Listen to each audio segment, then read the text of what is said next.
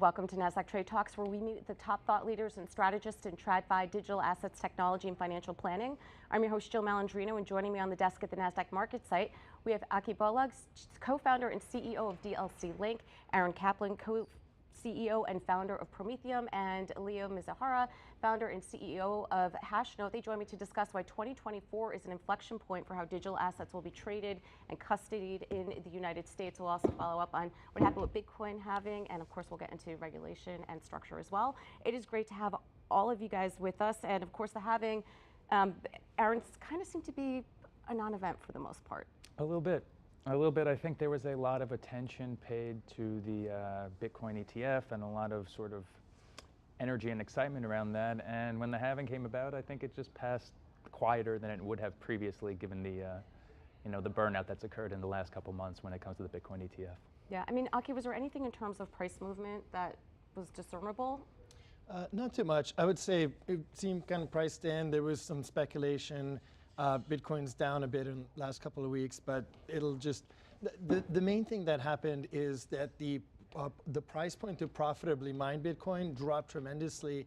So you used to be able to eke out kind of a small profit on typical US-based energy costs, but now that's no longer possible. So these miners are now forced to search for sources of yield for their Bitcoin. They can't just hold it in cold storage anymore. Yeah, I mean, Leo, this is one of the most telegraphed events ever. Yes. I think algorithmic halving is obviously one of the most telegraphed things we've ever had. But what Aki said is exactly right. I think the thing to watch for next is what happens to these miners. And we've seen that in previous halving cycles too.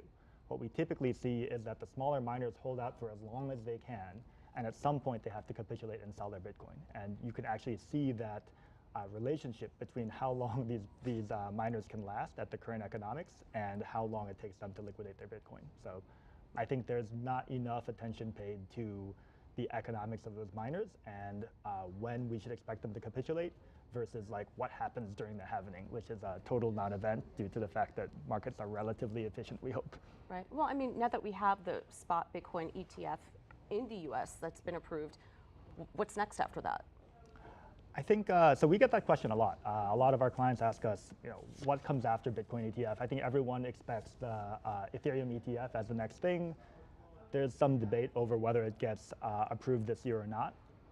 For us, we often say that the staked ETH ETF is the more obvious next thing, although it probably won't be an ETF. So we offer that staked ETH product as a private fund. And on top of that, I think the obvious next step after that is an index fund. Most of finance seems to invest within index funds, and it gives you good diversification benefits, right? So we actually offer a CD20, CoinDesk 20 index fund as well, which is a great way for us to be able to give customers a way to say, hey, we know that Bitcoin ETF is a thing. How do we front run the next opportunity? And it's usually ETH ETF, ETH staking, followed by index fund. Yeah, so it's almost like you have to play chess here, Aaron, versus checkers, and figure out what's going to be next in the industry. And you noted that this market's strong in 2024. We're starting to see some regulatory clarity, and just the structure's evolving in general. So with the Bitcoin ETF, we saw an opportunity by which institutions can participate in the space in a compliant way, where they don't have to fear some sort of regulatory backlash. And by being able to generate those revenues compliantly, I think they've whet their appetites. And what there will be is increased institutional participation, as there are compliant means by which they can participate in the space through entities arguably licensed under the securities laws, and additional means by which they can generate those revenues with additional products, whether additional ETFs, index products, different means of tokenization. But really, all those things are just securities wrappers wrapped around a tokenized or cryptographic element.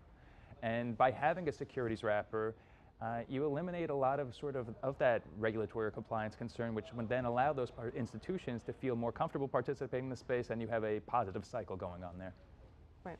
Tokenization too. I mean, you believe that that's a potential product that really could go mainstream, and we're starting to see tokenization of real-world assets. Yes, I would say with the ETFs, it's simple. It's a simple structure. It allows access to an audience that couldn't access it before. Putting a centralized kind of custody wrapper around the most decentralized asset, in all of humanity, is a good first step. I mean, that's where a lot of things start from a UX perspective. You start with the CFI centralized approach. But actually, Leo, you had a really great article that if you just kind of wrap things and wrap other things and then wrap them, it's not necessarily better, especially when fees are being extracted at every level. So I think this is a good first product, but it really just barely scratches the surface of what's possible with Bitcoin and with crypto generally. Right. That's an interesting point that you brought up in the article, Leo. Is it because there is no framework around digital assets at this point that the only mode of being able to own or trade these products is within the ETF wrapper? I think it's less about framework, more about creativity, actually. I think there are a lot of ways where, I'm going to touch this on a couple different dimensions. So the first thing that comes to mind is that the thing that people want to do is to take securities that are already out there and say, I'm just going to tokenize this thing. I'm going to fractionalize this thing. And I think that doesn't add that much value because you're doing everything that you would have done anyway, and then at the very end tokenizing it. And that goes directly to your point. These are all securities to begin with, right? But there are other things that we can do. We look at a space of a lot of what I call digitally native assets. So cash flows that come off of, say, YouTube videos or music streaming or podcasts, those can all be tokenized cash flow streams as well. So you can create kind of a pseudo security without touching the financial system at all. You can have a digital asset that is naturally paired with a digitally native cash. And that's a really cool product to have. So I think we can go that direction. The other dimension that I think is really important right now is custodianship. You guys just opened your custodian, right? This is your latest product. And I think custodianship is really important for institutional providers. And that was a big part of the ETF launch as well, with Coinbase as the primary custodian of the ETF, of the Bitcoin. I think for institutional adoption, that custodianship is going to be really important, which is also why we play heavily into that space as well. We're partnered with several custodians, to name a few: Copper, BitGo, Komainu, Tungsten, and we're trying to build products on top of their custodianship. And that's another thing that is fairly common within traditional finance. We see that all securities have to be custodied at a securities custodian, right? Which is a great thing for you guys to be able to offer. But we offer smart contract layers on top of that. So we run funds using smart contracts, something that nobody else does, on top of assets at a custodian, which is incredibly unique in my mind and something that allows us that creativity outside of both traditional finance space and outside of DeFi space. So I think there's just a lot to do there. It's not necessarily about regulatory framework, but also the creativity to say, what can I do with this in a completely greenfield environment? Right. So Aaron, it sounds like when you custody digital assets, it's definitely different than custodying securities. And I think that's an important distinction to make for the industry to understand what that looks like. So it's different a little bit from a technical perspective, but there's a major crossover from a regulatory perspective. Obviously, there's a lot of discussion about how the majority of digital assets are going to be classified. And the SEC has put out the special purpose broker-dealer release a few years ago now, which allows a compliant means by which one can custody digital asset securities under the securities laws. So I think about it as the equivalent of the custodial side of traditional securities just for digital assets. And it's a major step forward because you need to have that custody component, as Leo said, in order to allow for trading to occur, in order to allow for compliant institutional participation, and in order to allow for tokenization and all of the interests surrounding the creation of digital assets, in order to really recognize their potential and be able to take flight. Yeah, and that's an interesting point. Perhaps that framework is there, right? But but digital assets might not necessarily be an equity or a commodity, or it's its own lane. Yes, I think that's the issue. Is that Bitcoin is was originally created in a very, by definition, a decentralized way. Ethereum was created to enable more programmability in a way that Bitcoin does not allow. And these things were built by software engineers and scientists and mathematicians. And now we're looking to fit these new structures, which these things have never existed before. They are not databases. they take aspects of crowdfunding in that anyone can buy pieces of it, but they also enable the money itself to be programmed by the money itself, and it just gets to very interesting places. And some of the words that we're using that people are traditionally used to, they just don't necessarily apply for this new asset class. So we just need kind of forward thinking and also experimentation. And of course, along the way, there are risks and people can be hurt in that. Right, well, it kind of changes the decentralized ethos of digital assets if you try to integrate it in a more institutional sense. I would say it's a long journey. So we're at the very beginning of a long journey. For usability reasons, usually there is a central point of custody. For example, we specifically focus on enabling self-custody of Bitcoin and earning yield through as much of a self-custodied approach as possible. And we also have relationships with BitGo and the custodians because for various security reasons, we actually encourage that even large Bitcoin holders hold their assets with custodians. So it's just a maturity of the technology itself. So I don't see a philosophical kind of, these two things can work together. It's just sort of maturity of the technology and the solutions out there. What about CBDCs? How do you think that could impact the crypto market landscape? Personally, I am very excited about USDC and the other stablecoins, but CBDCs, I don't have a great perspective on that. I think they will come. I think it'll be very interesting to see various institutions also issuing stablecoins for various reasons with various benefits. I think it'll be more of a market. How regulators will think about that, I don't know. Yeah. Any thoughts around CBDCs? CBDCs are, it's very tempting for a government to want CBDC, right? Like it's power. I think the US has an advantage in that they have this dollar hegemony, this global trade power based on the US dollar, right? And for them to maintain that, I think it would be very good for them to lean into stablecoin, right? CBDC would actually probably hurt their ability to be that global hegemonic dollar. So I think they'll avoid it. But I do think that we'll have regulation under it. And we've seen that regulation, well, we've seen some bills being proposed, right? And that regulation, it's not crazy, in my opinion, for them to say, hey, you have to be something that looks like a bank or something that looks like a trust. Even if it's not exactly that, you certainly can't have them hold whatever they want to back that dollar, right? So we're actually partnered with Paxos PayPal and the PiUSD product. And so in my mind, the PiUSD product is a great hedge against these potential outcomes where regardless of whether you trust USDT, USDC, or PiUSD, at minimum, with PiUSD, you are hedged against an output where the US says, hey, you've got to be a trust. And I have 100% certainty that if that were to happen, Circle would just become a trust. Like it wouldn't be that big a deal for them. But yeah, I think there is regulation and clarity coming down the line. And it doesn't hurt the industry to lean into some of that as long as there is clarity. A lot of the issues we have right now is a lack of clarity, as we're all quite aware. Well, right. I guess you think there's clarity, but we all disagree with you. Well, no, but that makes for good discourse. So, Aaron, what are your thoughts? So CBDCs are a bit anathema to a lot of the underlying feelings in America. There's been state bills which ban CBDCs. There were proposed state bills basically trying to prevent some sort of centralized national digital currency because there's consistently an issue with the sort of need for the prevention of money laundering, but also the concept of a zero knowledge proof or the inability of the government to see every one of your financial transactions. Now, there's a bunch of different databases that have all the financial transactions in them now, and they're probably connected in some way, but I think it's a bit of a leap there, and I don't think they've overcome that problem. Now, on the stablecoin side, I think stablecoins are the biggest area that are ripe for legislation because they're a little bit of a use case outside of how normal monetary thoughts have occurred historically, and I think you'll possibly see some activity there from Congress.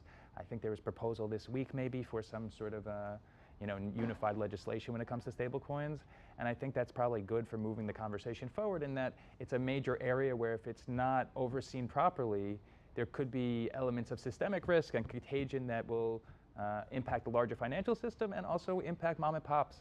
I was going to say, do you think the populace is actually going to adopt this form of currency, if you will, or is it just so ingrained that the dollar is king, if you will? They kind of already have, right? When most of us don't, well, most of the people around me at least, we don't spend cash every day. We spend some sort of digital money. And you know, a lot of times these are deposits. Deposits are a stablecoin. They are a bank-run internal stablecoin, private ledger. And the only difference between that and like Circle's stablecoin is the nature of the ledger. And actually the backing. If you think about it, stablecoins are one-to-one backed with actual things that earn money, whereas most dollars, most of your deposits at a bank are actually levered deposits, right? They're not quite the same. And from a certain point of view, stablecoins are more one-to-one backed than your typical deposits, what we normally consider our money, and what we might be able to spend with your ATM card at a point-of-sale system, for example. If you take it, if you look at it, essentially it was an issue with stablecoins that led, and then SVB, which led to the government, in theory, guaranteeing all your bank deposits.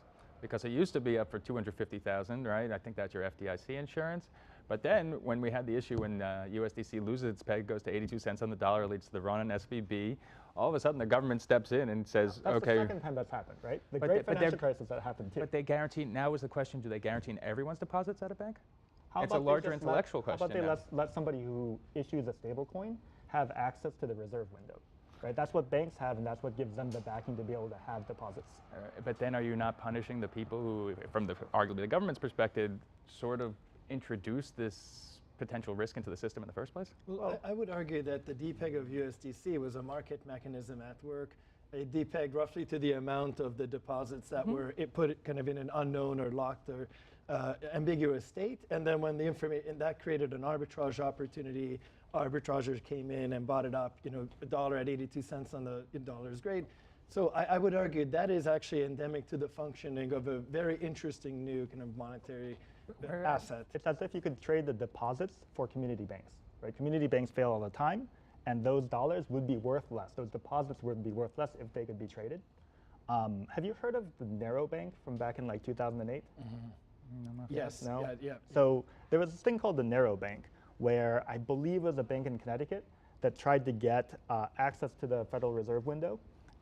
And they were saying, our entire business model is going to be to take IOER, so interest on excess reserves, and pay that out to depositors, and we're not going to make any loans. Like, all we do is provide deposits off of interest on reserves. Seems fine, right? Super stable, not allowed. And this part is a little bit conspiracy theory, perhaps, but the reason we think it was not allowed is because that would be destabilizing to the big four banks, to the SIFIs. And it would be destabilizing because if there's a big credit issue, another great financial crisis, all the money gets hoovered into the narrow bank because they've got no credit, right? They're not giving out any loans.